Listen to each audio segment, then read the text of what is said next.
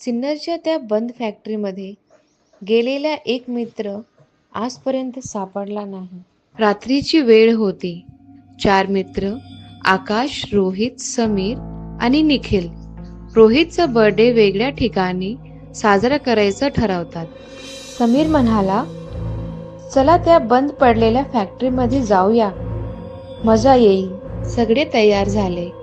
रात्री ते सिन्नर MIDC जवळच्या जळालेल्या बंद फॅक्टरीमध्ये गेले. गेट तुटलेलं होतं म्हणून आत जाणं सोपं होतं. आत सगळीकडे काळोखोड, जळालेल्या मशीन आणि विचित्र वास येत होता. सुरुवातीला सगळं नॉर्मल होतं. त्याने सगळ्यांनी केक कापलं, फोटो काढले, थोडी मज्जा केली. पण काही वेळाने निखिल अचानक म्हणाला, अरे आपल्या मागे कोणी उभा आहे का? सगळ्यांनी मागे पाहिलं, पण तिथे कोणीच नव्हतं. सगळ्यांनी त्याची मजा घेतली आणि परत बसले. थोड्या वेळाने वरच्या मजल्यावरून लोखंड घसरल्यासारखा आवाज आला. आकाश आणि समीर वर बघायला गेले. वर एका कोपऱ्यात त्यांना जळालेला हेल्मेट आणि एक जुनी डायरी दिसली. डायरीमध्ये लिहिलं होतं, आग आतून लागली, गेट कुणीतरी बंद केलंय. हे वाचून दोघे लगेच खाली आले.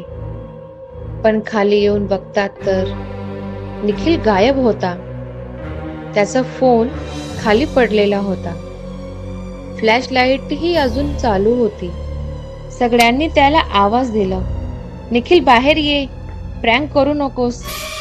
पण काही उत्तर आला नाही. ते तिघं घाबरून पूर्ण फॅक्टरी शोधतात. वर, खाली, स्टोर रूम, मागचा भाग, पण निखिल कुठे सापडत नाही. शेवटी घाबरून ते बाहेर येतात. दुसऱ्या दिवशी पोलीस सुद्धा आली. पूर्ण फॅक्टरी तपासली, पण निखिलचा काहीच पत्ता लागला नाही. त्या फॅक्टरीमध्ये गेलेल्या 4 मित्रांपैकी एक जण परत आलाच नाही.